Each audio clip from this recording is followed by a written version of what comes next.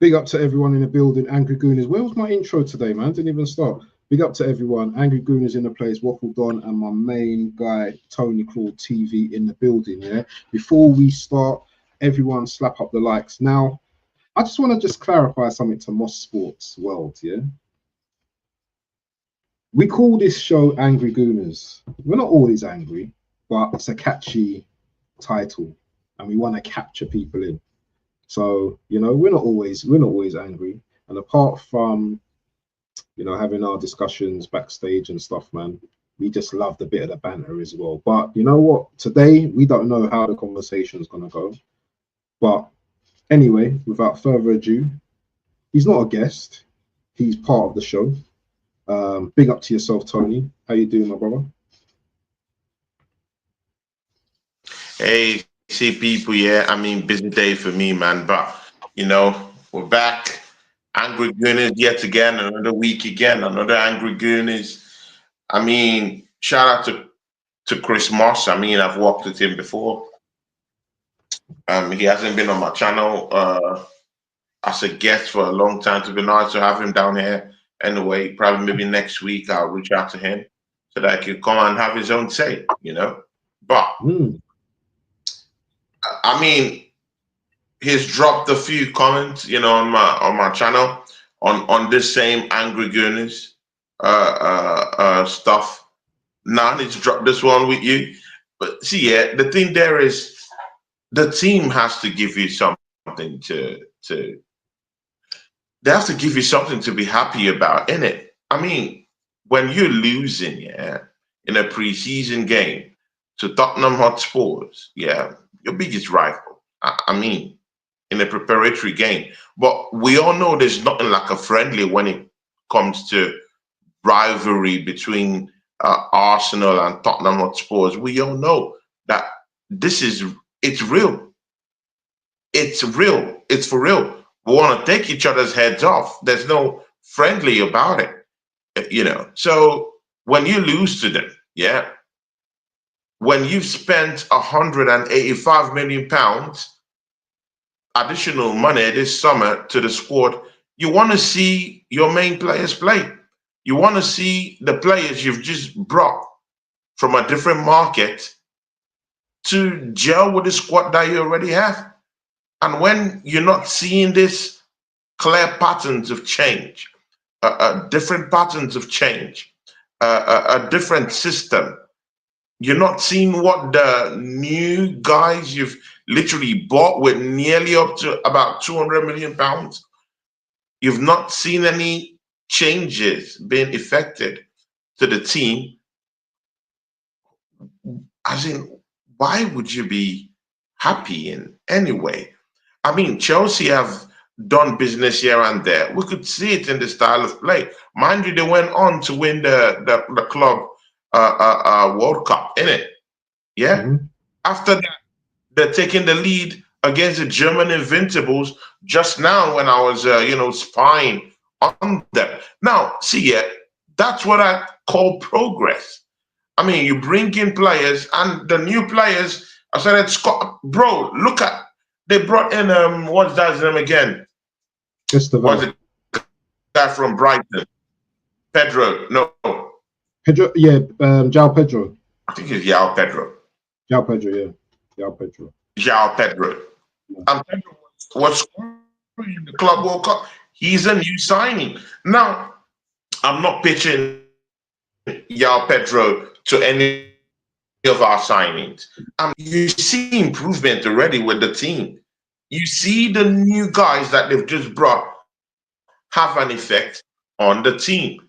So you, as a fan, as part of the larger fan base, when you watch such a thing, yeah, I mean, you're gonna believe it. You're gonna feel enthusiastic about getting into the season. You want to see the next season. Right now, I don't know which Arsenal fan actually is raring to go right now.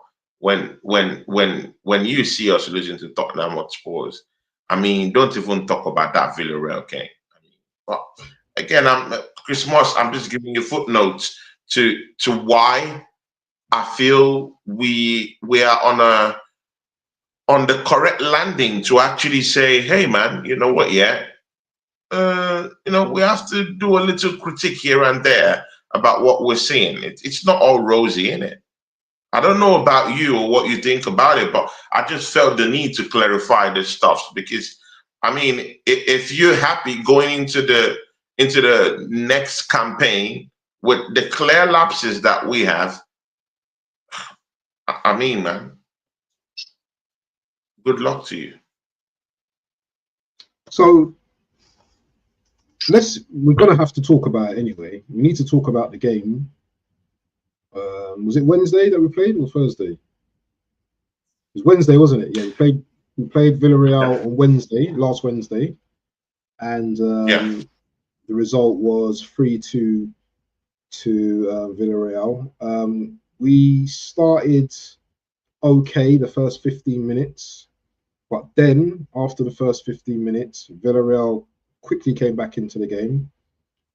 They scored 2 goals, which I feel were the goalkeeper's fault and Kivior's fault. Defensive lapse at the back. We came back into the game. Norgard got a header from set piece. Did they score again and then we score? They scored again, didn't they? Or did we? Yeah, no, they scored again, didn't they? They scored 3-1. Yeah, they scored. They scored. That was before Max Doman came in. Yes, and he won the penalty. Yes, and he won the penalty. But my question to you, Tony, yeah, and think about your answer as well. What did you learn from that Villarreal game about us, Arsenal? See, my brother, man, I mean, let's call a spade, yeah? Let's don't sugarcoat anything or dress anything to be what's not. We're poor. We're poor. We're passing the ball quicker. In fact, there's nothing to be learned in that game. As far as I'm concerned, I want to actually erase every memory. I mean, see, people, if there's anything, like a minority report in our heads, I want to remove the chip that stores that memory. Yeah. I mean, people, I need the minority report from my head. Removed and erased, wiped out, completely clean.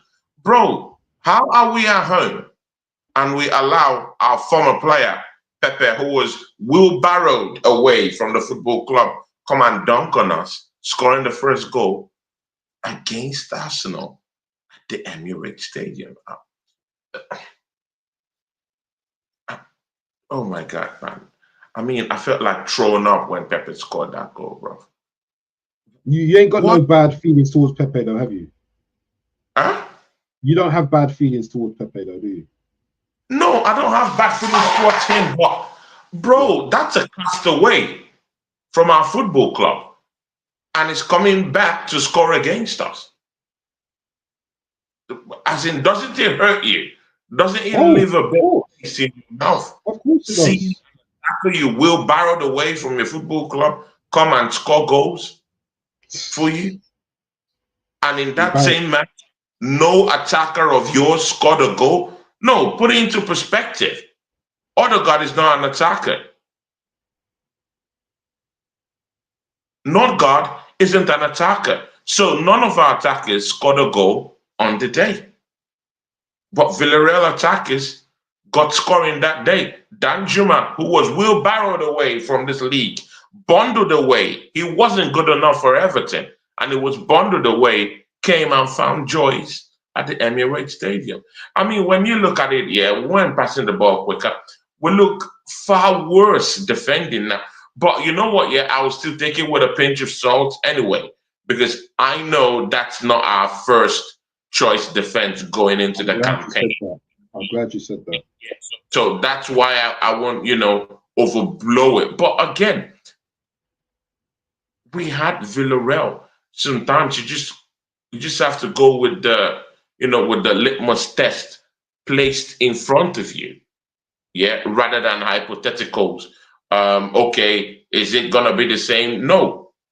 defenders that you're gonna feel. No, you go by what you see. You go by what you have right now. And if we go by what we had right then, I mean, that defense was shabby, bro. It was shabby. And considering the fact that Kivio is probably the next in line to come in if someone like a Saliba goes injured or a Gabriel goes injured, he's the next in line to come in. And it's putting up those type of performances. I mean, it's not good enough. If that's what we have as a backup, then I'm sorry, we're finished. It's absolutely not good enough. So if we're doing the hypothetical thing right now, okay, what if Gabriel Magalhaes isn't ready to come in that game against Manchester United? Then we'll definitely have That's a very good point. That's a very good point. That's a very good point you just made there. What if he's not ready? Whether we like it or not, then we now have to revert back into what is going on, because in the preseason games, Kivio hasn't shown. He hasn't shown any bit of quality. So I mean, do the maths. Do the maths. We weren't passing the ball quicker. Offensively, we looked bereft of ideas that necessitate us to go into the market and get in Eze. We're not passing the ball quicker. None matter where he can. See, people, yeah, I don't want to be the one to break this news to you people, yeah, but Madueke in 5 minutes looked better than Martinelli and Trossard all season last season. Just take a chill pill and let that sink in. I knew he lost the penalty at the end of, but throw that all away. What matters is in and under 5 minutes, he looked even better. Not a spectacular performance, but he just looked better in terms of that. He was more direct with the ball. He actually crossed the ball into danger areas. And that's what you want when you're down that left-hand side that I've said. It's better if we're going into the next campaign and we don't get a left-sided winger, let's just forget about it and put a hologram down there. I said it. Let's put a hologram or a scarecrow down that left-hand side. Because, bro, look at it. Martinelli, another stinker in that game. Does it make sense? Or because I just want to be positive, yeah, then I should say, great performance. Maybe that's what Moss wants me to do, yeah? Martinelli, great performance in that game against Villarreal. Masterpiece, Martinelli. Great game. Seriously, is this what you want us to do, Brother Chris? Is this what you want us to do? To hail and herald Martinelli with no cross across the danger zone? Look at, bro, we just brought in a player for about 65 million pounds. One of the little strikers ever that we've ever seen in Europe. We brought into the football club and is literally struggling, looking for an outlet to score a goal. In the whole of the 60 minutes, I could count how many times Gyökeres touched the ball. What does that tell you? It tells you that creatively, we're cooked, we're done, we're finished creatively. And you know what? Yeah, if we think, yeah, because some people are living on this copium, yeah, that I don't know where they got it from. Yeah, if you think for some reason that Martin Odegaard is going to be your savior, is going to be your creative spark going to next season, brother, I mean, it's just as good as, just get a coffin, yeah, just get a coffin, yeah, and bury Arsenal's title hopes or any hopes or even coming top 4 this season. If we think that Martin Odegaard will be our creative spark, bro, nothing, forget about it. If we're pitching our tent on Martin Odegaard, I'm sorry, just cut it. He will offer us nothing going next season unless you go now. See, Mikel Arteta, it's simple. This is the clear answer, the clear thing for you to do to change things up. Yeah. First of all, admit that you failed. Admit that this project is failed. Just admit it that you failed. Now, admit you need help because someone.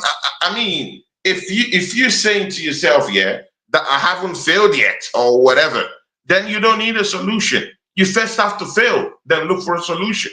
So Mikel Arteta hasn't actually agreed that he's failed. Agree that you failed. Go into the transfer window. Get Eze to come and help you out. You need a creative spark in that midfield. Agree that this Odegaard project is a failure. I mean, it doesn't take. I mean, it doesn't take geometric mathematics to, or further marks to. I mean, to get 1+1. It's simple. It's easy maths. 1+1, 2 times 2.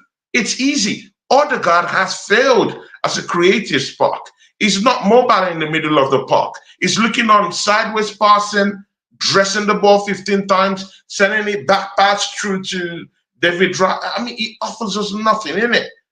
Yeah? Just look at Max Duman. Max Duman comes into the team. That's the shining light that we have down there. Technically gifted. He's looking on taking on players directly. Yeah? Moving the ball forward, dragging 1, 2, 3, 4 players out of their positions, trying to actually show us how to actually destroy, a low block. Because it seems that Mikel Arteta has no answer on how to kind of like just dismember teams that come to keep an extreme low block. It was just so easy for Villarreal. I could count how many times they lazily went for counter-attacks. And yet they still beat us. They were so lazy in transitions, so lazy in counter-attack. It was so easy for them to beat us at home of all places. That was what even hurt me more. It was so easy for them to move the ball around quickly. Bro, man, I was bitten. I was bitten. The only thing that's making me not totally lose it is that I know for some reason that won't be our first 11 in that game against Manchester United. I don't know about you or what you thought about it, but yeah. And apart from that, Christian Mosquera, I should around the guy anyway. Christian Mosquera, you could see what it's all about. I think he's a far more decent signing. 6 foot plus, keeps his head down. You could just really see that he's a quality defender. Defends across the right side. Very valuable hand at right back. Also a very valuable hand in right centre back. So people, I was telling BBK Sports, and I think I've told you a couple of times too, that I am wary about Saliba. I'm wary of Saliba. And news broke out just yesterday that Real Madrid is looking at that swap deal with Rodrigo. And suddenly, what I've said, is down there. I don't know why Saliba is still in this football club. To be very sincere with you, we all know that Real Madrid's knock is a different kind of knock. I am still shocked. To God who made me, I'm still shocked why Saliba is still here. I swear to you, I don't know why Saliba is still here. Even with people who have even achieved lots of things, more than Saliba has ever achieved. I'm talking of Arnold. When he heard that knock of Real Madrid, bro, it didn't take him, bro, he denied the football club that brought him up. And the cock didn't crow up to 3 times. He already denied his football club and went to Real Madrid. I'm still shocked what Saliba is doing here. Is he here to win trophies? Is he here for what? Are the women in England fine? I'm not, but come on, man. When you have that different knock to go to Madrid and chill with the Latinas and you have your own spare James Bond car waiting for you, and in that suit, waiting for you in Real Madrid training centers. What are you doing here? And you have the chance of winning titles back to back. You have the chance of winning the Champions League back to back. What is he doing here? So left me, I think Saliba might leave this summer.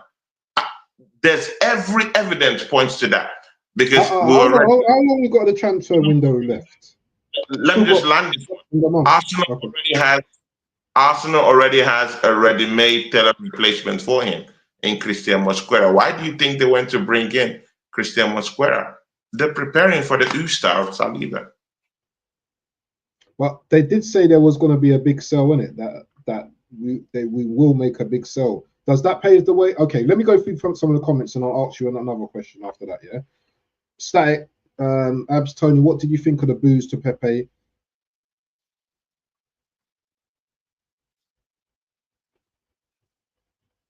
Okay, we go on. Big up to the Southern Gooner in the place. He says feels like the 2021 season on repeat. Big up to the Southern Gooner. Big up Matty in the building. Static IDK. What the static? I don't know. Okay, I don't know what the pep boom was about. Hardest working mod yet. Big up to Static in the building. We know. Listen, people, slap up the lights, people. Yeah. If we don't sign Eze, we have one Neri in the 19. Hey, bro, I know our next Arsenal player has to upset Arsenal. Wow. Okay, cute. Why didn't we go in for Wissa? I'll ask that question later. Gyökeres is going to suffer severely for the new season. Your boy Aces, Tony, you don't have the answers. Shout out Aces, man. Real one. Absolute. Absolute. Tony, a coffin, damn, I mean, it's facts.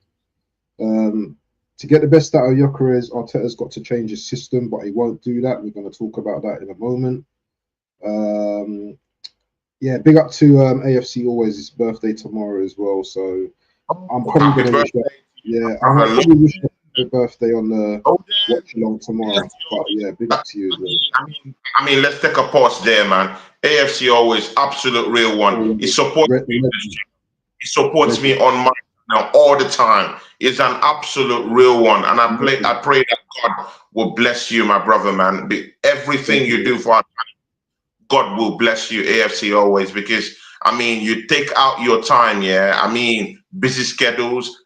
This man you see here doing this show with me is a very busy guy, yeah. Me too, very, very busy. But bro, you take out your own time to actually show us love on these channels, bro. I really appreciate it always, man. Absolute amazing person. Big ups to you, man. Happy birthday. If I could do a super chat to AFC Always, I would do it, man. Seriously. Our players don't look sharp. Yeah, I agree with that. Nick Fadley, Nick Faldo, I'll call him. He says yes to. I don't know what he means. Tony, I've got to head off. Okay, I'll try. I'll come back to later. Have a good show. Big up to Static. Hope you're good. Thank you for the birthday wishes. I'm gonna listen. I'll be shouting you out tomorrow on watch along tomorrow. So make sure you're there. Waffle Don gonna get a word in. Listen, you know how these shows are, yeah. Tony, I let Tony cook, and then I come in and say my little piece, and then Tony goes again as well. So yeah, don't worry, man. We've been having shows for a long time now. So big up to Tom as well. Is Tom Brett? I think Tom's Brett, innit? Brett, not whatever. But big up to Tom in the building.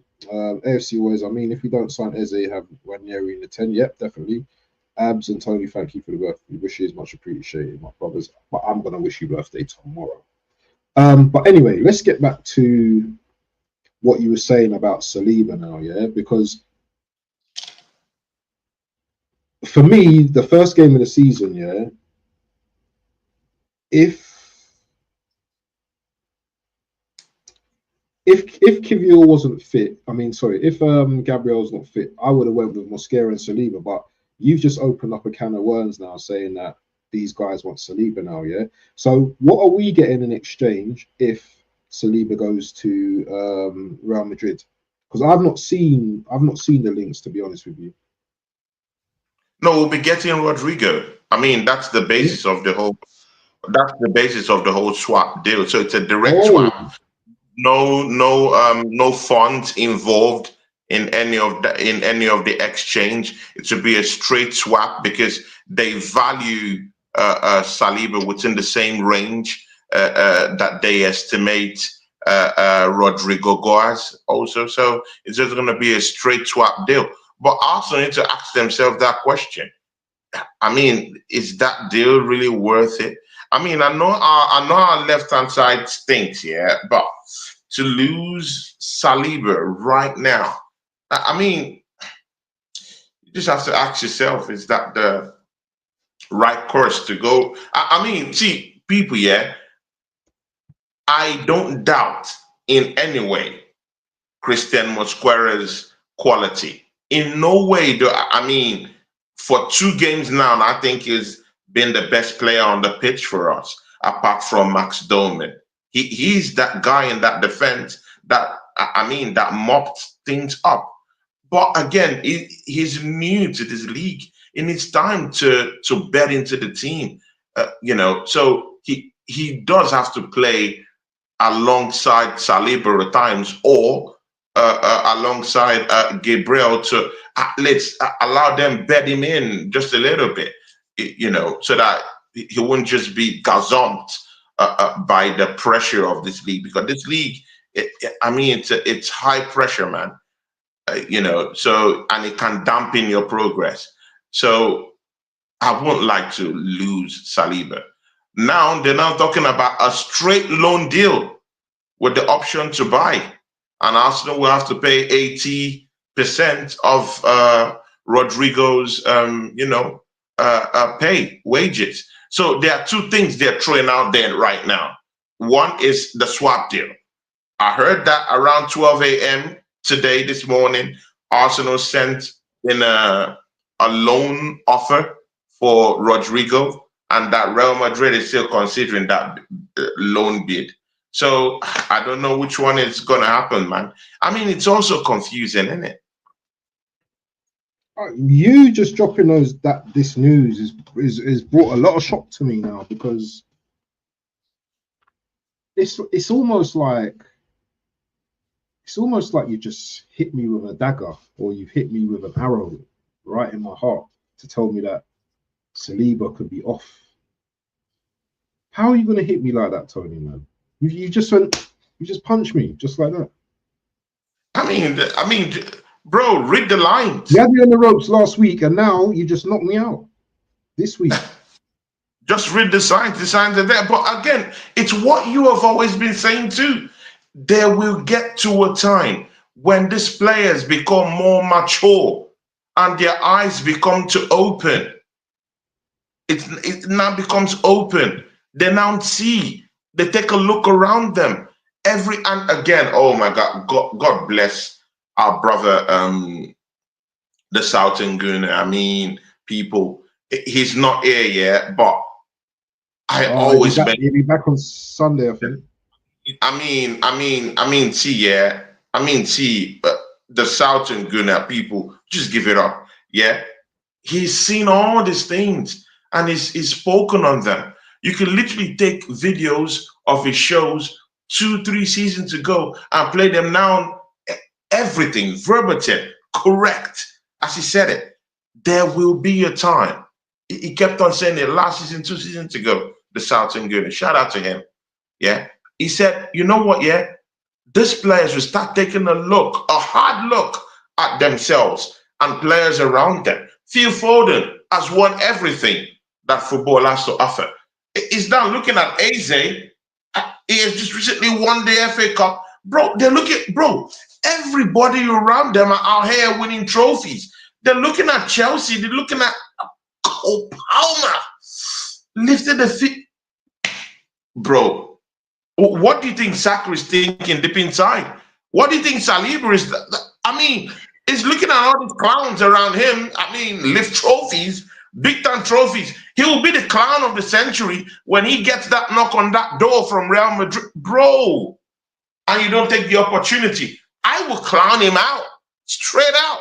If he doesn't take that chance for Real Madrid, I will be the first person to clown him, bro. We all know forget there's no love for any club. What does people respect is money. I mean, football is dead. Let's just agree about that. It's all about the money right now. Let's just agree about that. Yeah, just take a look around. Arsenal's not winning trophies. What's there to attract them? Nothing. No substance. Okay, a higher salary, you could negotiate that deal with Real Madrid. And you also have the chance of winning big time trophies. So I mean, let's call a spade a spade. By next season, if we don't win anything, Saka will start thinking, "Oh my God, why am I here? What am I doing here?" Gabriel Magalhaes, his eyes will even open up more. What the heck am I doing here? And then slowly to creep to the new players we just brought in. Gyökeres will now say, "Oh my God, what the heck? What did I come here to do?" Zubimendi will be like, "Oh my God, okay, is this what I came here to do? I thought I came here to win trophies." You know, bro, there's nothing inspiring right now, man.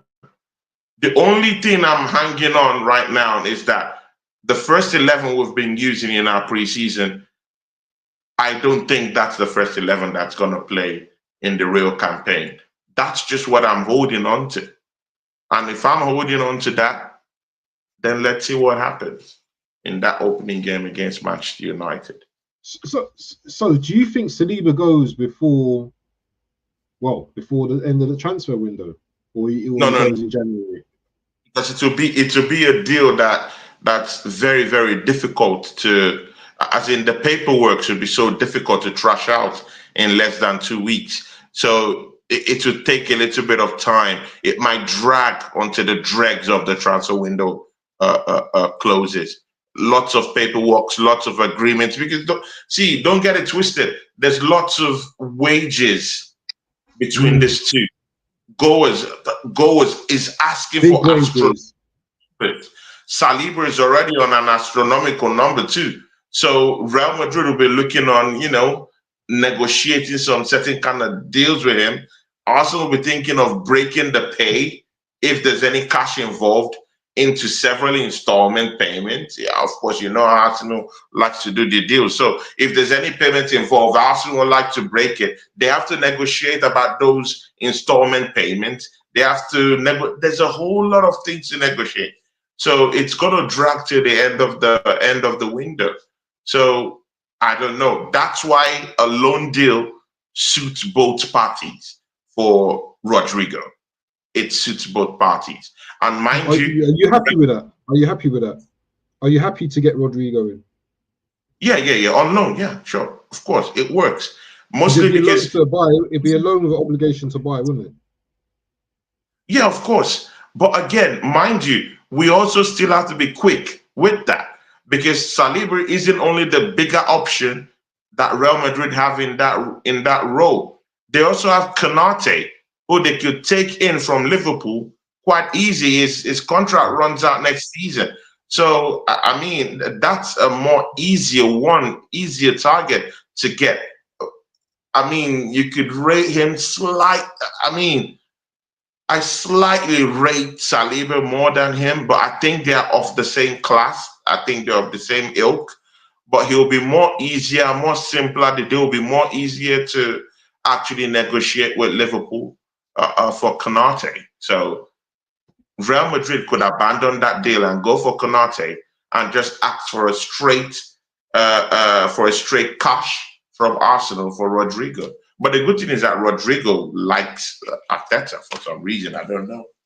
Does he? Yeah, sure. It should have died. This rumor about Rodrigo should have died a long time ago. But I think they've been able to convince him. That's why it's still lingering. That's crazy, Tony, man. Tony just dropped the bombshell today that there could be a possible swap loan deal. I think it was reported, but I never saw. I'll be honest with you, I wasn't looking for that information. But if this happens, this is going to be really big loss for the club. If I was to keep, I'll be honest with you guys, yeah. If I was to keep hold of a defender right now, it'd probably be Gabriel. Not because he's the better player, but I just think that Gabriel his all-round game, his leadership, You know, Saliba hasn't got that yet, and maybe in the future he will develop that. Obviously, Saliba's the better ball player. Can be a bit laxed at times, but to lose him is disgusting. What's going on here? Rodrigo Bomba. Is he joking? Is there anything on the news? Rodrigo will happen. I'm very sure about it. Hold on. Let's have a look. I'm very sure about that, Rodrigo. It will happen. If Arsenal play their cards right, it will happen. Because no other team will be likely to get Rodrigo with the kind of astronomical figures. Bro, which team will want to go drop a 300 and something K per week on Rodrigo? Who are you? Who are you? Unless you're Arsenal. It's only Arsenal. That's what big clubs do, though. But this is what big clubs do. Bro, name me the big club that will go and get Rodrigo right now for 350. Bro, who? It's only Arsenal that. Man City can afford him, though. Man City could afford him. Man City can afford him. You don't think Man City can afford him? Pay that astronomical figure for him. Why? I think so. You don't think he's a top class winger? No, I'm not saying I'm not saying they're not capable of, but they're not. See, bro, these people don't do business. They don't do business in a very emotional way. Arsenal does business emotionally. Our emotions is vested in our business. They don't. These guys are cutthroats when they. Bro, look at all the people they've brought in. How many of them are even on 200? How many of them? The new recruits that they brought. How many of them are on more than 200? Bro, how much was Sambi Lokonga on? How much is Sambi Lokonga on? How much is Nelson on? 50. Nelson's on 100. My days. Bro, all this Sambi Lokonga, bro, they're earning Kanate wages. No, tell me if I'm wrong. Konate is still earning about maybe like slightly 60 in Liverpool. What are we talking about? Arsenal players are rich. Arsenal players are very rich. See, our French players are more richer, far richer than what Liverpool gives to their, to the superheroes. Konate is still on something like maybe something like 60, 70, something like that. The wages are not big enough. It's Arsenal that's ready and willing to pay all these astronomical fees, even for French players. And that's why we can't be. Bro, think about it. Why can't we ship our players? Jesus is on 265. Jesus is on 265 a week. Exactly. He doesn't even play. Bro, he has not played this season. Has Gebreyesus played any preseason games? No. He's not ready until October. I mean, people don't get me pissed off, man. Please, people, don't get me pissed off. Don't get me pissed off, bro. Martinelli's earning Martinelli's earning a wage in our football club, and he couldn't get a cross in against Tottenham Hotspur. Who's fooling who? Who's the fool? We are the fools. We are the Oreos. Yeah, and we will clap. And he can't even cross a ball. Bro, I mean, look at it, man. We're finished. Even before the season starts, we're not prepared. We spent nearly up to £200 million, and I mean, there's no effect in it. There is no effect. Hi, Sunshine. Oh, my days. Sunshine. She's a Manchester United fan. You know people. She's here to mock us, because, I mean, but again, Abs, I just want to ask you something here. We'll face Manchester United on the 17th, yeah. They've just acquired Benjamin Sesko, yeah? Look at this scheme. By the way, Chelsea have just gone 2-0 up over the German Invincibles by Leverkusen. Like Leverkusen, yeah, okay. Yeah, it's smacking them up. How about that for a preseason run-up? But guys, throw that all away, yeah? Manchester United, they've just acquired Benjamin Sesko. Now they're asking Brighton for Baleba. Now suddenly they've not even spent. See, they've not even spent up to 200 million pounds. But you know what? With just 4 or 5 signings, suddenly Manchester United is looking dangerous next season. I mean, Yep. people, they've not spent up to 200. People, they've not spent 200 yet this summer. But suddenly, have you seen the effect of four incisive, commanding signings? Suddenly, Manchester United might not look like pushovers again on the first day of the Premiership. How about that? Just imagine having a Mbuemo down your right hand side.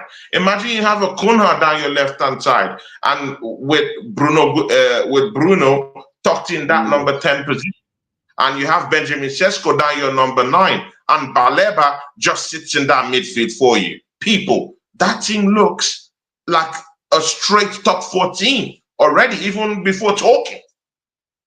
What are we talking about? It's simple. But Mikel Arteta spent more than them in the summer. And I can't really say we're complete yet. No, man, this is painful, man. It's so painful. Like, you know, and you see what we need in the team. You with your layman eyes. Who is this all down to though? Because you're complaining, but you're not giving us the solution on whose fault this is. Whose fault is all of this? The players that we brought in that are not up to scratch. Bro, it's the manager, of course. You know this. We've been talking about it. It's the manager, of course. 100% is him. A normal manager would see and think like, oh my God, we're bereft of anything called creativity. Okay, good. Even look at the creativity we have in it. Bukayo Saka is just an outlet, but that outlet has now become something that we'll look up to for anything creativity. And it's just an outlet. It's not really like the creative spark in the team. It's just an outlet. But yet, most of our creativity comes from Bukayo Saka cutting in and trying to get into these low block teams and try to cut in through the right. That's where our creativity comes from most of the time. And if you're looking at Odegaard, it's always, I mean, see, yeah, modern day number 10s, yeah, don't you think they're more mobile? Don't you see players like Vitinha? Can't you see how mobile these kind of players are? Always running up to different positions, yeah, both left, both right. So even if we could have bought him, we could have bought him, but we bought Vieira instead. You said what? We could have bought I can't say his name. Vitinha. We could have bought him instead of Vieira. Yeah, Vitinha, but we bought Vieira instead. Exactly. I mean, look at number 10s these days are more mobile. But see, people mistake movement, yeah, for mobility. Odegaard just moves around and spins around, does his little Cruyff turns and, swap his hair. And, gets a pass back on the sideways passing back to David Raya. And people think that that's movement. No. If you're looking for movement, look at Max Doman. That's what that's what I call movement. That's what I call creativity. Yeah, that's creativity. That's who, bro, he is everything that Martin Odegaard isn't. Because the way he moves, is so mobile. He's so mobile. And it's very, very technical. See, and you can use him in multi-dimensional areas across that pitch. You could use him in that number 10 area. And again, in this preseason, I've shown us that Max Doman could also play in that position that Bukayo Saka is even playing right now. He will play in that right, competently, bro. To be very sincere with you, I thought that I even had a very, very amazing preseason than Bukayo Saka. No disrespect to Saka. But his skill set absolutely puts him, in that top position when you're looking for creativity, when you're looking on breaking low block teams, when you're looking on breaking teams that decide. Bro, did you see? And again, it's becoming a pattern, my brother. Yeah. And I also want you to also tell me about this if you're noticing it. Have you noticed that teams that kind of like come to play against us just score the first goal, score the second goal, and just decide to just keep a low block? They just sit back. They don't need to do any other thing. They just sit back because they know Mikel Arteta doesn't have the answers to low block teams. Thomas Frank scored against Mikel Arteta's team. What did he do? Just one goal. Scored. What did he do? No, you answer it. He sat back. Good. Villarreal scored 3 goals. What did they do? Sat back. They sat back. Bro, isn't this a pattern? Are you not seeing it? I've been seeing it. I've been seeing it since last season, my friend. Bro, are we this blind to see this? We're seeing this. West Ham have done it to us. Aston Villa has done it. Bro, these teams have literally done these things to us. It is a pattern. It's a pattern. Or don't you think it's a pattern? I'll allow you to talk. Don't you think it's a... Listen, one thing that is not occurring right now is any change of patterns, any kind of accountability. Most times you just see us, when we have free kicks, it's obvious, swing the ball in, we've got taller players, but other teams seem to be handling it defensively very well. Okay, the goal that we got yesterday, with Villarreal, that was poor defending by Villarreal, when Norgard headed it into the goal. Yeah. But I'm not seeing a lot of improvements. But remember when you spoke about not having our first team together? Even our first team, though, yeah. How many times have they played? With Zubamendi in the team, with Madueke possibly on the left now because the trust in Martinelli is gone. You're saying Saliba might be off as well. He will play the first game of the season, though, won't he? He will play against Man United, possibly. Yeah, definitely sure about. It's just a mess, man. I know people are very optimistic, and I do believe we will beat Man United. I don't care whether they brought in new players. I still think that we will beat them. But beyond that, I just feel that we're going to struggle again next season. And I just think that this manager is not going to last. I don't think he's going to last because we can't go into the season with Liverpool the favourites, already the favourites, and we have no intention of winning anything. Not even a Carabao Cup, not even an FA Cup. We have to win something next season, and the pressure is on. The pressure is on, and no one's going to want us to win anything.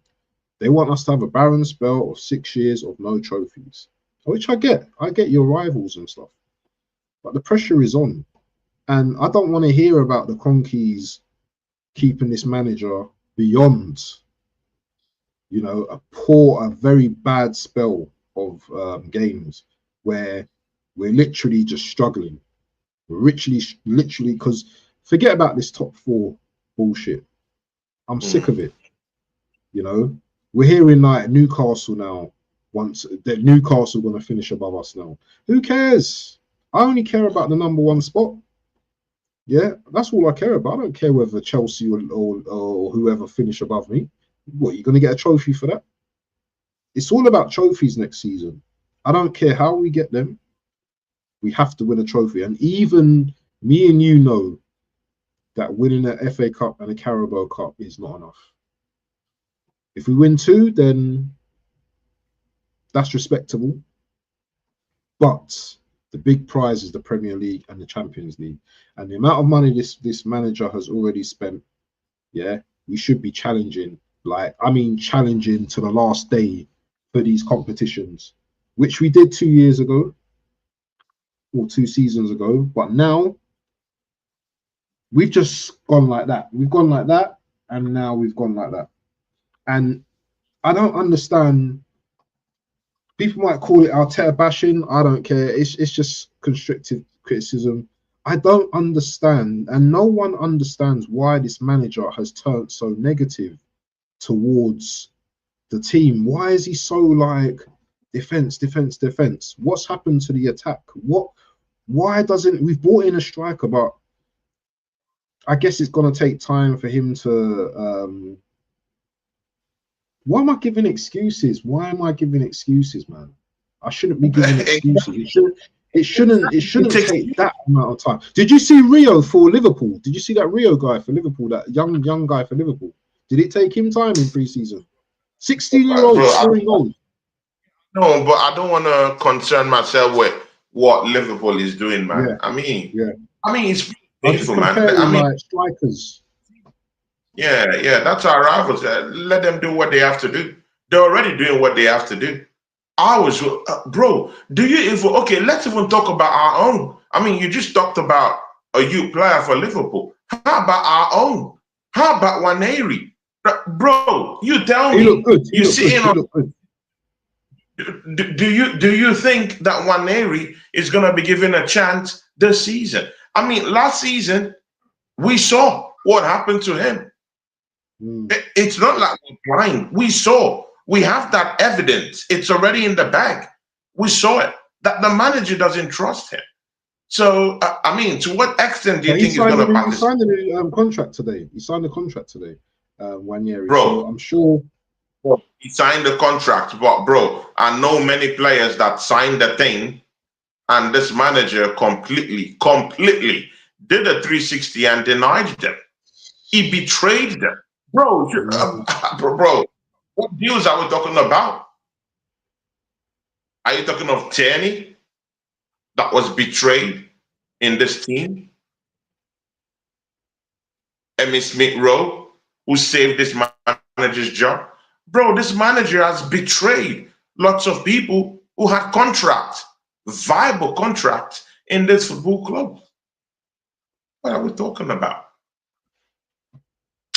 Bro, forget about it, man. This season, man, I pray God helps us. And we're not far off. We are not far off. We just need a couple of, it's just a couple of signings. Just a couple of signings. Exactly, man. Sprinkle it, bro. Just 2. A left winger and a more creative attacking midfielder, because I'm literally scared. Bro, see, this is the thing. I don't even care if we go into the new season without a left winger. I don't mind. Yeah? No. I could take. Did you just say that? Take that. Did you just say that? No, see, I can take that. No problem. But you know what? The one I don't want to go into the next season without is an attacking, creative midfielder. And we can kill that left wing and attacking midfield with one stone. If we get Eze, it can alternate both left wing and attacking midfield area. So that's what I'm talking about.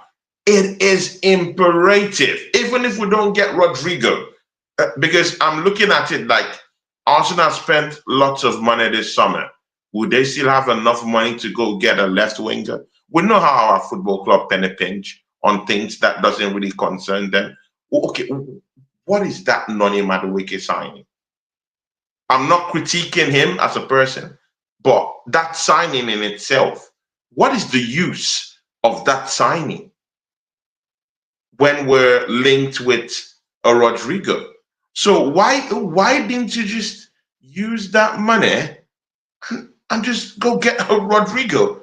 I mean, come on, man. And you knew, bro, this man knew that he has Waneri that can play He got Bukayo kept. Saka's area. He knew that Max Doman was nearing being ready, that could also play in that right hand side. So what is the use of Noni Madueke signing, by the way? So that 50 million spent on Noni Madueke, just add 20 more mil, and then I mean, you just go give that money to Real Madrid and take away Rodrigo in the first place. Simple. That's what people are mad about, isn't it? That we've just done that and we didn't think to go and get Rodrigo instead of just going out and paying for Madueke. But it's done now. There's nothing we can't even change. You can't change that now. We cannot change it now. We can't. So we can't. What's your thoughts on tomorrow's game? What are you expecting to see tomorrow against Athletic Bilbao? Are they a good team? Are they? It's simple. Preseason dresser, it's over. Preseason laughter and clowning, it's over. Mikel Arteta, you've tested your players. Yeah? You've tested them all across the pitch. Now it's time to field your first 11. Thank God that Jurriën Timber is now fit again to play in the first team. Thank God that Gabriel Magalhaes is now fit again. They had cameos in the last game. So now they're fit. So suddenly that back four looks different now. William Saliba isn't going just yet. So we have him down there for tomorrow. Gabriel is down there. Timber is down there. And Maj Lewis Kelly is down there. Suddenly, if Maj Lewis Kelly is now running, across, that midfield, suddenly we have Gabriel could track back with lots of power and precision and cover him up when he's trying to just press up to the midfield. And suddenly Jurriën Timber can also come into and cut in and help out in, while Miles Lewis Kelly is inverting. Suddenly Miles Lewis Kelly wouldn't just be left open. And that's a real big issue that we have. You saw what happened when Miles Lewis Kelly inverted, in that game against Tottenham Hotspur. So easily, and he left that gaping space down the left-hand side. And Sarr didn't even want to even take that risk of going to the left, that gaping left area. He just had to loop the ball over David Raya and it went in. Normally, if you wanted to use another way, just go towards where Miles Lewis Kelly was coming from. That left-hand side, a gaping hole.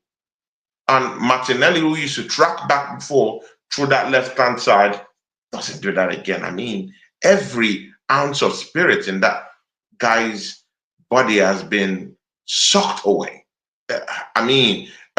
Offensively, he didn't used to give us the best before. Before, he always tracks back most of the time to help us out. Now, he's not helping out offensively, and his defensive work is even shabby now these days. So you just have to look at it for what it is. Offensively, he offers us nothing. Defensively, now these days, is not offering us anything too. So what is the need of keeping him down there? He's an expendable. This could be the worst season. This season here, Tony. I hate to be a negative Nelly, but this could be a really bad season for us. Look at Slim Handle. Big up to Slim Handle, my brother. He says, just seen Chelsea play. It's so smooth. Meaning they are already cooking already in pre-season, my brother. Yeah, they're cooking. Yeah. Chelsea's cooking. Although I won't be so quick to say that they're gonna be heavyweights this season. Let's see how that looks like. But I'll take anything all the teams are doing in preseason with a pinch of salt. I mean, look at Tottenham Hotspurs, smacked up Arsenal, then went on to meet Bayern Munich, and they got completely slapped up by Bayern Munich. So I mean, there goes the defensive masterpiece of Thomas Frank. But again, This is preseason. Take it with a pinch of salt. But the only thing that hurts me with Arsenal is that even after, I know it's preseason procedure, yeah. But at least with the little that you have, there has to be a pattern.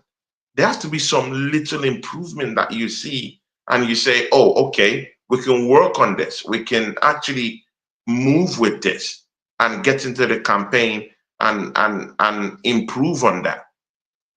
But not with the same shabby kind of football that we've been playing all season. No improvement. We're not defending more properly. Neither is our offense even changed at all. It just looks drab. The formation are still the same. The manager still had the same attitude. Gabriel Hens came into the football club, but we're defending poorly, even if we've just gotten a new defensive coach. I mean, even who brought a Manchester United legend to come to this? I mean, how did these people do their bro? How did these people do their maths? Who gave that guy the power to come here?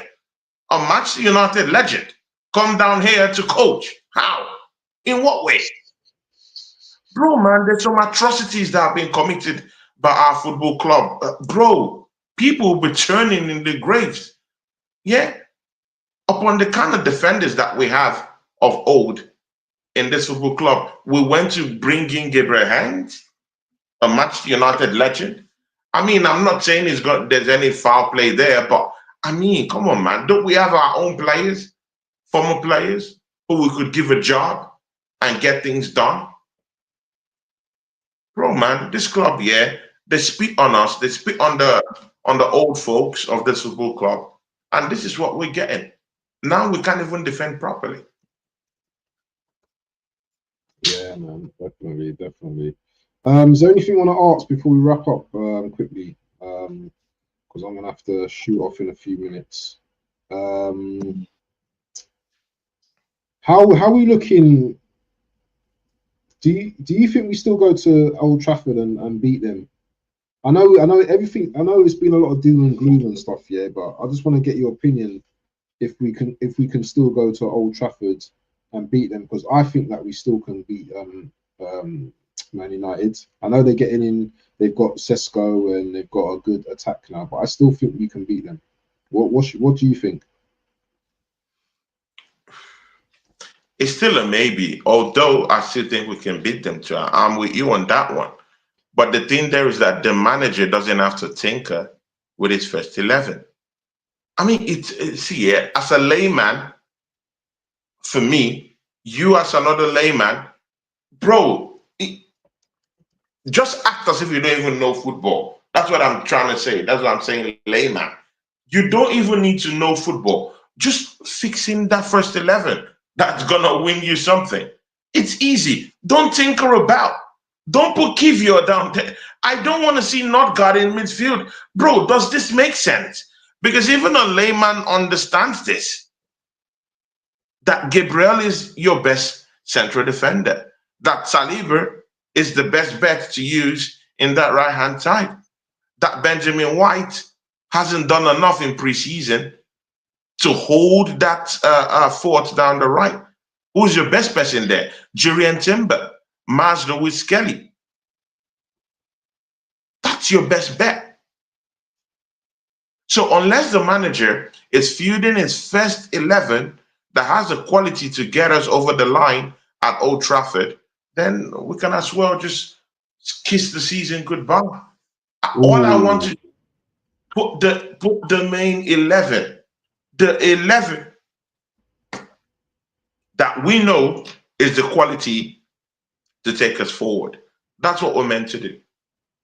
So I have no problem. First 11 go down there and try to engineer something. I don't think that would be a problem. Don't allow Gyökeres to come out and start doing every other work apart from being in that box to score goals. Allow him stay in number 9. Allow him stay in that number 9. Don't allow him work, and then he's not in the box. No, put him in that number 9. And at times, yeah, rather than removing Gyökeres and bringing Kai Havertz. How about switching up play and play 4-4-2? I think just go traditional 4-4-2. Two strikers, one with that superior aerial ability in the head with Kai Havertz, and Gyökeres who knows how to, is a hard worker, knows how to, use the ground very well to his advantage, and who is fast. I know he has a weakness with his aerial ability, but he's fast, which compensates for his aerial deficiencies. Why not just play two strikers and clog your midfield? Go 4-4-2. What's bad there? We just have to tweak. I mean, sometimes you just have to tweak something. Just do something. Tweak something. Not the same thing again and again. I mean, it does nothing for us. But anyway, I have no doubt that we would beat Manchester United. Let's get that out there. But we need to field our first 11. And you and I, we know Kai Havertz doesn't feature there.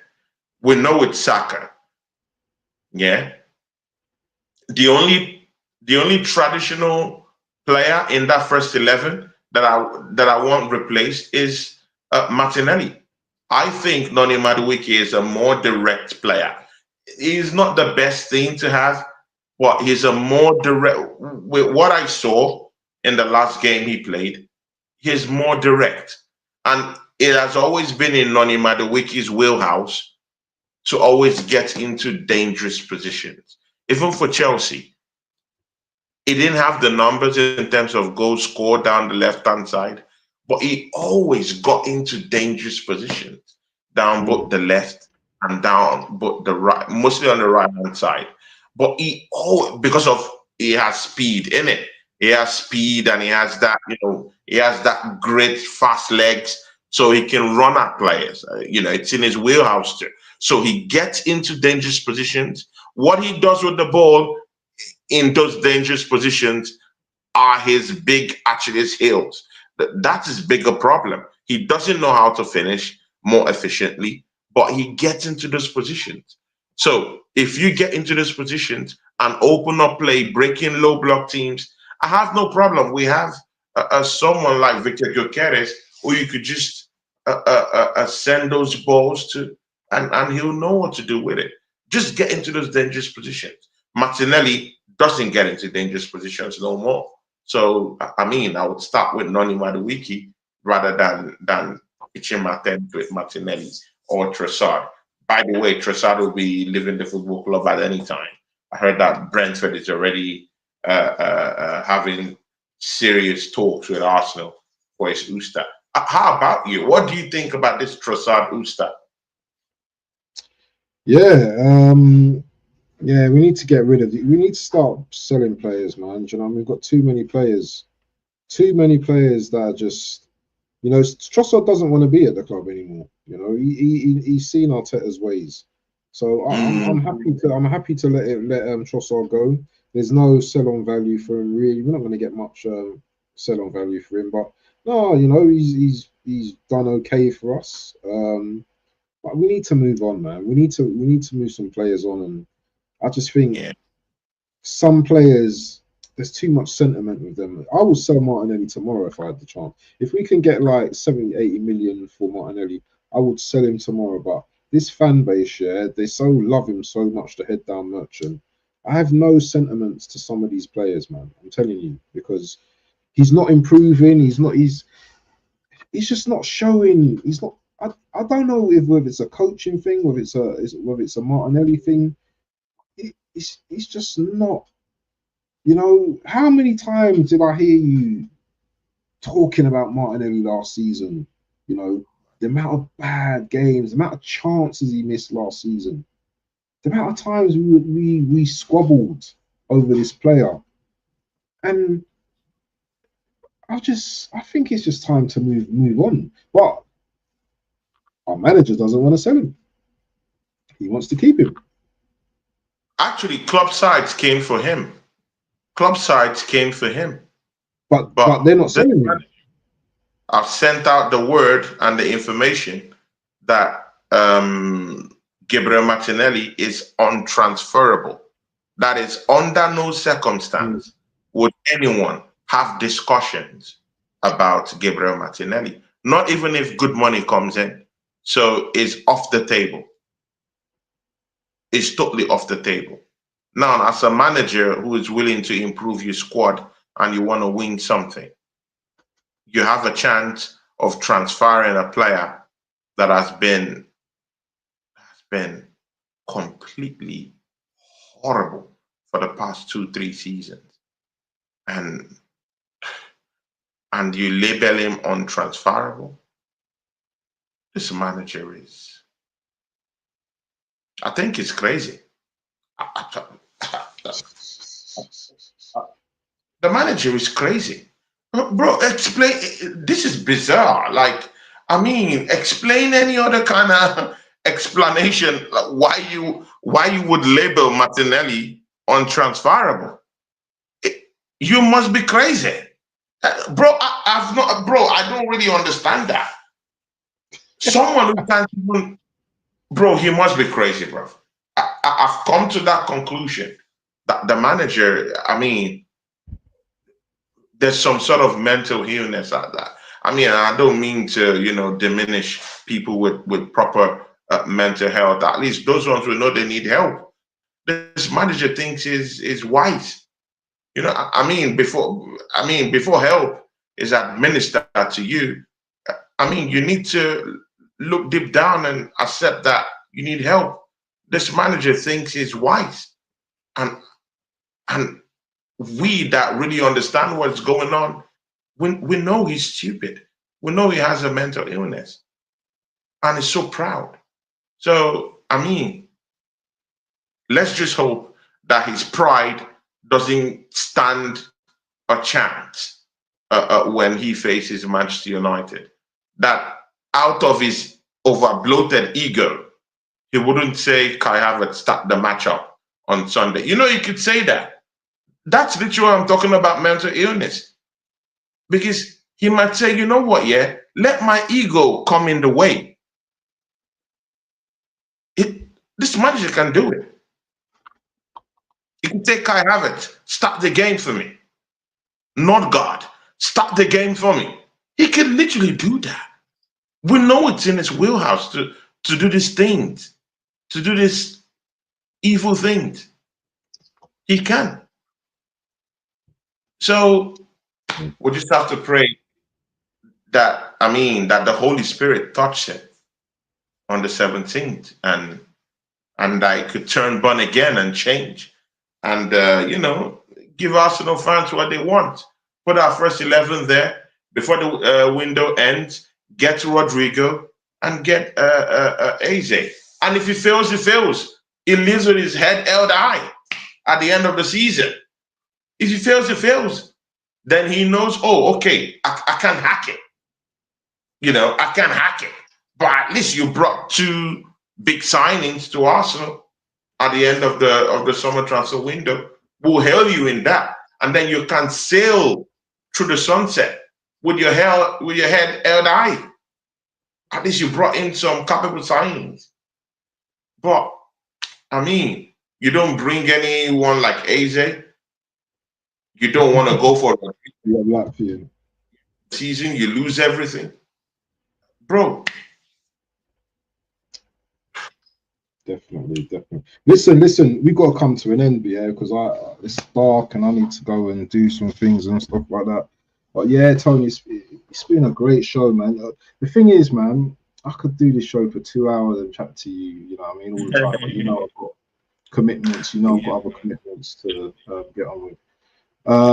But Tony, let the people know, man. You got anything coming up over the next few days? They need to let the people know. Yeah, but because, and again, apps. I'm one of this emotional. I'm an emotional streamer. Yeah. Same. I had the mind of doing lots of streams before next week, but when that Villarreal match came up, I thought we were gonna do something. it just messed up my mind. That's why I said I'm a very emotional streamer. What I mean, what face? What face? But again, because I see other streamers, even if we lose, they want to do shows. Again, I'm not like that. I'm not saying it's wrong. It could be right, but I look at it now because I love the team. And what am I doing the stream for? So every other, the enthusiasm I wanted to start the season with, bro, I just feel like I want to just take more refereeing games and just pass the time because they're already getting me angry already. I'm already pissed off watching Arsenal games already. That I even want the new season that hasn't started to be postponed to the next 2 seasons. Because bro, at this point, it's useless, man. There's no joys. Chelsea fans are having joys. Manchester City fans are singing Kumbaya. Manchester United, if they get the signing of Baleba, oh my days.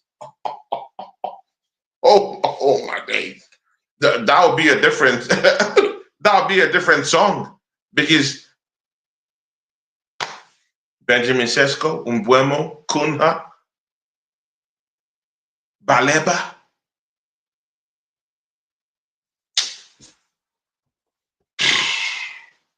But listen, you have to keep streaming, bro. You can't just stop, man. Do you know what I mean? I there's times after streams, yeah, where I'm fuming, but I still have to just stream. I know, but again, it hits you differently when you no, man, I'm angry, bro. I'm angry. Emotional. I know you're a strong guy, man, but but sometimes, man, sometimes these things just, Arsenal just find a way to just break you down, to just break the break your last spirit. Season, the end of last season, I was drained. I was finished last season. Finished. I don't want another season like the end of last season. Please, no. And Man United will be worse. If we lose to Man United, it's going to be terrible, Tony.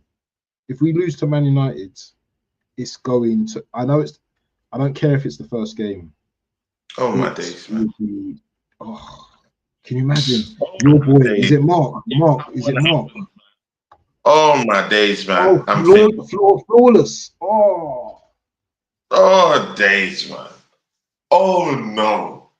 And imagine if Benjamin Sesko, of all people, dunks on us on the 17th.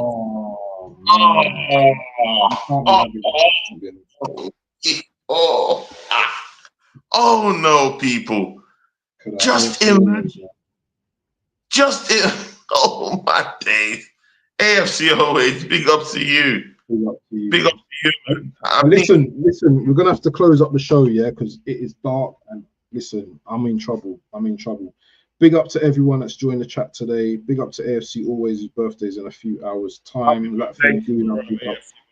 Big up to Sunshine that came down today.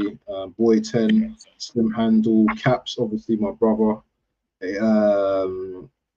And if I've missed you, obviously AJ, his family, Bluebirds, Chrome Ice, never met you before, but big up Nick Faldy, Static, Summon Gooner, BBK, family, big up to Moss Sport as well, big up to obviously my brother Tony as well.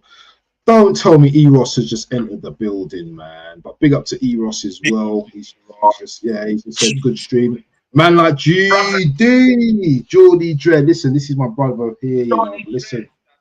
Absolute real one, man. Here, listen, I have to big up this brother here, yeah, because you know me and this brother talk on the phone. I've worked with Jody Dread twice on my channel, not even on his own channel. Yeah. This brother, very real human being, man. Let me tell you about him, yeah. Real. See, there's some beings right now. Beings you meet in this life, yeah. Sometimes you just wish that those are the kind of people that are really, really, really in power, in power positions.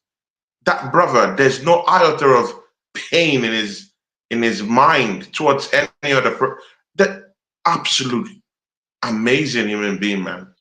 Tough guy, but I like it. Absolute real He's one. from Tottenham, innit? So you know what I mean. These men are tough guys, bro. But yeah, man, Geordie's cool, man. Do you know what I mean? I speak to him a lot. You know what I mean? We've had phone calls and we've chat and everything. And he's a very good guy. He's a very good guy. He's balanced as well. Got enough love for him. You look at his channel and you're wondering, I mean, why isn't this channel like top shelf right now? You know? So I don't know, getting man. there, bro. You know? He's getting there. He's definitely getting there. He's getting there. I'm telling you, he is definitely building. He's nowhere near where he's supposed to be. Because someone like that, I know. Yeah. But again, it goes to big channels. It goes to bigger channels, and they don't even want to even fight for you to actually, you know, increase your because he does a lot for these other big guys. You know, he's getting there. He's getting there. He's getting his flowers now. Believe me. I hope you understand what I'm trying to say. Because I know, bro. I know. He should be getting a lot more than what he's on right now. But exactly. But I'm saying right now, I'm seeing the progress. Yeah, he's building very quickly. I mean, I rate it. There's a show you got going on. There's a show you now have. There's a show you got going with him now, right? No show at the moment. No show at the moment. He has his shows on I think he has some late shows. Sometimes I'm on there, sometimes I'm not. But we've got panels in it. We've got a group in it where, you know what, Speak of the Man as well. D-Man's part of the crew as well. You've got the Red Pitch podcast. You've got BBK. You've got Geordie Dredge. You've got can't remember what Preacher's channel's name is, but there's a few of us, man. Banter D-Dubs and Scants as well. Loads of banter on that channel as well. So you know what I mean. It's mad. But people, hour 20 minutes. Absolute real one. Next season, I would definitely do some more shows with him. Definitely. I enjoyed that. Definitely. It's my channel, like Chris, man. He's a real one. Same as D-Man as well. See this guy D-Man as well. Like he's a Newcastle fan. Hey, people, if you're not subscribed to D-Man, I don't care whether he's a Newcastle fan, Man United fan. Please go and help him out. Subscribe to him. I think he's trying to get up to, I don't know what he's on at the moment, but his content is wicked, bro. Yeah, his content is mad. So make sure you go and subscribe to D-Man TV. Yeah, and he's a character as well, Tony. You'll like his character as well. He's a big character, and he's got a good heart, man. Do you know what I mean? But people, I need to pay the bills, and I know Tony's not going to pay the bills. So people, we are out, people.